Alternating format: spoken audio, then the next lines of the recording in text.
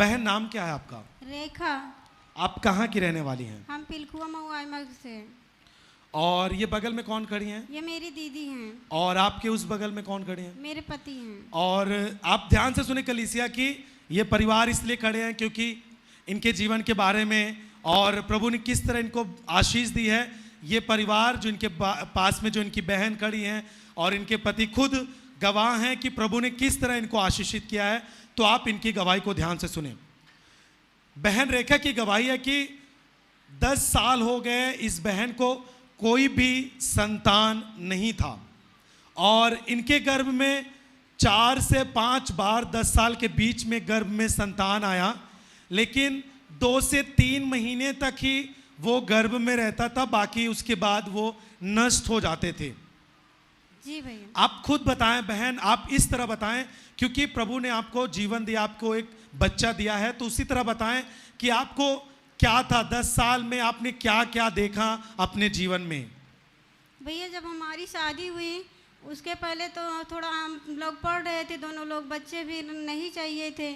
उसके बाद 2-4 साल बीते, उसके बाद फिर गांव के लोग ताने मारने लगे।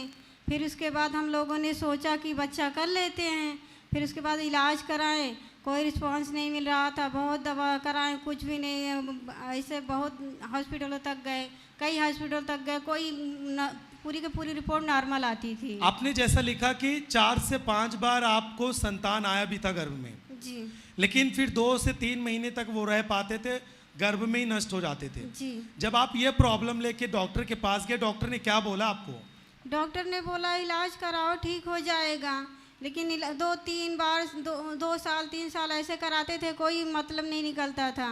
फिर हम दूसरे हॉस्पिटल भागते थे, ऐसे ऐसे भागते रहते थे हम। आपने लगभग कितने डॉक्टर या हॉस्पिटल आपने चेंज किए बच्चे आशीष पाने के लिए? आपने भैया लगभग 10 हॉस्पिटल हो चुके होंगे। 10 हॉस्पिटल आपने चेंज किए अलग अलग डॉक्टरों के पास जी। आप बता सकते हैं भाई कि आप उस समय जब आपकी पत्नी को कोई भी बच्चे नहीं हो रहे थे, आपने कितना प्रयास किया, आपने क्या क्या करके देखा? प्रयास तो 2010 से बहुत किए, 1-2 डॉक्टर कम 10-12 डॉक्टर बहुत दिखाए हैं, बहुत सारी जांचें हुई, अल्ट्रासाउंड हुई और टीवी गोल्ड, बहुत सारी जांचें हुई। जो जांच में क्या आता था? उसमें जांच में नॉर्मल आता था, जांच में कोई भी बीमारी नहीं आती थी। डॉक्टर बोलते थे बस दवा कराइए ठीक हो जाएगा बस। जांच भी करते थे डॉक्टर, लेकिन जांच जो आती थी वो पूरा नॉर्मल आता था पूरा नॉर्मल, और कोई भी प्रॉब्लम नहीं आता था। फिर भी आपको कोई भी संतान नहीं होता था और डॉक्टर का कहना था कि आप दवा खाते रहिए, दवा खाते रहिए ठीक हो जाएगा। कितने दिनों या महीनों तक आपकी पत्नी ने दवा खाए हैं? दवा तो लगभग 6-7 साल 6-7 साल दवा खाए हैं। और दवा खाने से क्या रिस्पांस मिला? रिस्पांस कुछ नहीं मिला। कुछ नहीं मिला। और जब आपने डॉक्टर को भी दिखाया, आपने बता दें कि लगभग कितने रुपए आपने डॉक्टरों के पीछे खर्च कर चुके हैं? अरे रुपए क्या गिन के कुछ अंदाज बताएं, आपने खुद खर्च किए हैं? 2-2.5 लाख के ऊपर आपने खर्च कर दिए। आप सुन पा रहे कलीसिया की, इनकी शादी के बाद इन्होंने बच्चे के लिए प्रयास किया, 10 साल तक लगातार इनको कोई भी संतान नहीं हुआ और 6-7 साल तक इन्होंने लगातार मेडिसिन खाई, दवा खाई और डॉक्टर अलग अलग डॉक्टर चेंज करते थे क्योंकि इनको कोई भी डॉक्टर इलाज नहीं कर पाता था। और ऐसा करके इन्होंने लगभग 10 से 12 अलग अलग डॉक्टरों के पास गए। 2 से 2.5 लाख से ऊपर इनके लिए इन्होंने पैसा भी खर्च कर दिया, लेकिन इनको कोई भी बच्चे की आशीष नहीं मिली। फिर आपने लिखा कि आप तंत्र मंत्र वालों के पास भी गए। हाँ, वहाँ भी है, जो कहते थे कि इसको ले आओ उसको ले आओ, सब देते थे, वहाँ भी कोई रिस्पांस नहीं मिला। कितने तांत्रिकों के पास जा चुके हैं? कम से कम 5-6 लोग के पास। और उनके पास भी आप पैसा खर्च करते थे? जो कहते थे वो करते थे। आप क्या जानती हैं बहन, आप बताएं अपने बहन के बारे में। हम भैया मतलब ये लोग ऐसे करते करते जब परेशान हो गए तो हमने बोला कि आप लोग चलिए चर्च में, वहाँ पर हजारों लोगों की बहुत सी चंगाइयाँ मिलती हैं। आप पहले बताएं कि आपने क्या देखा था 10 साल के बीच में अपने बहन को, किस तरह थी ये, कितना प्रयास की, आप भी कुछ बताएं। भैया मेरी बहन जो है, इनकी बड़ी जेठानी थी, पास के लोग थे, मतलब बहुत बहुत ताने मारते थे। तो मेरी बहन आए हम लोगों के पास, जब रोने लगे तो हम लोगों को बहुत कष्ट होता था कि हम लोगों के पास बच्चे मेरे बहन के पास नहीं है। तो हमने कहा तुम वहीं वहीं पे चलो, प्रभु तुम्हें आशीष देगा। अच्छा, आप भाई बताएं, जब आपने 10 साल आपकी पत्नी को कोई भी बच्चे नहीं हुए, डॉक्टर को पास भी गए, 2-2.5 लाख के ऊपर आपने खर्च किए, तांत्रिकों के पास भी जा चुके थे, लेकिन जब आप प्रभु के पास नहीं आए थे, उसके पहले आपने इस बीच में क्या सोचते थे? जब आपको लगातार दवा करने के बाद भी बच्चे नहीं होते थे, क्या सोचते थे उस समय? अरे इन्होंने बताया कि वहाँ चलिए, वहाँ बहुत लोग भला हो गया है, तो वहीं पर चले आए। यहाँ आने से पहले आप क्या सोचते थे? आप क्या विचार करते थे हमेशा जब आपके पास बच्चे नहीं थे?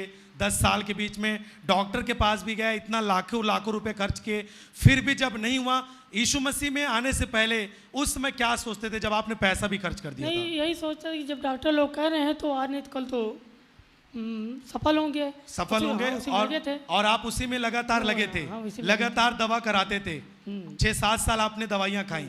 बहन, आप बताएं कि उस समय लोगों का जो कहना था, जब लोग आपको इस तरह की बात बोलते थे, उस समय आप क्या सोचती थी? हम इतना रोते थे कि हम किसी से कुछ कह ही नहीं पाते थे, इतना हमको ताने मारा जाता था, इतना सब कुछ कहते थे, हम रोते रोते बेहोश हो जाते थे और सो जाते थे सीधा। फिर सो जाते थे, प्रार्थना करते थे, चुप रहते थे, उसके दूसरे दिन फिर प्रार्थना करते, रोते रहते, चुप रहते।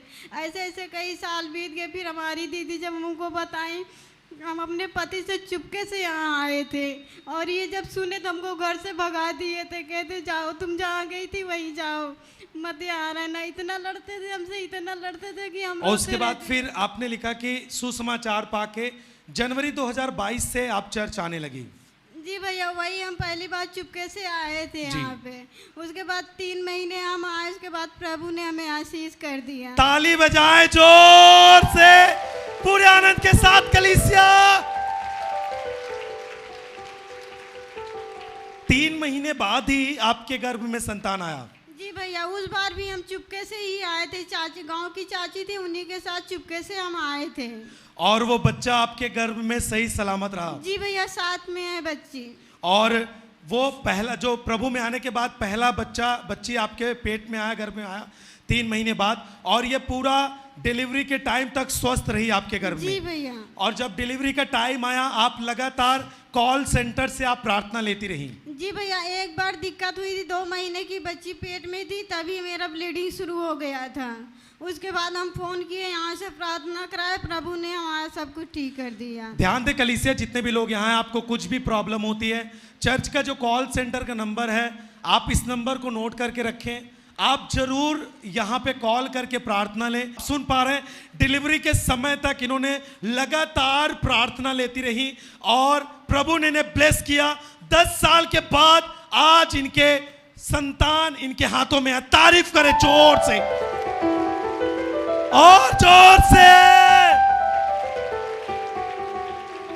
आपको पूरे 10 साल बाद प्रभु ने ब्लेस किया। जी भैया। जैसे ही प्रभु को आपने जाना, 3 महीने बाद आपके गर्भ में संतान आया जी। और ये बच्ची सही सलामत जी रही भैया। और आज आपके सामने है। जी। तारीफ करें एक बार जोर से, ताली बजा के। आप बताएं भाई कि आप शुरुआती में अपनी पत्नी को नहीं आने देते थे, लेकिन आज आप क्या कहेंगे प्रभु के लिए, और जब आपके हाथ में प्रभु ने एक बच्ची दिया है? शुरू में तो मना कर रहे थे, फिर विश्वास हो गया, फिर आने दी। और आप आज कितना खुश हैं, लोगों को बताएं एक बार। हम बहुत खुश हैं, बहुत खुश। ताली बजाएं जोर से कलीसिया। बहन, आप क्या बोलना चाहेंगी? बहन रेखा, आपको प्रभु ने 10 साल बाद एक बच्ची देकर आशीष दिया है। जिनके पास बच्चे नहीं हैं, जो चर्च में बैठे हैं, ऑनलाइन सुन रहे हैं, उनके विश्वास के लिए आप क्या कहेंगी? भैया, हम यही कहना चाहेंगे कि वो प्रभु में बने रहें। अगर उनको कोई किसी दूसरे राह पर भटकाता है तो वो किसी राह पर न भटकाए, सीधे प्रभु के राह पर रहें, प्रभु उनको आशीष करेंगे। ताली बजाएं जोर से, हाथों को उठा के हालेलुया बोले जोर से, जोर से।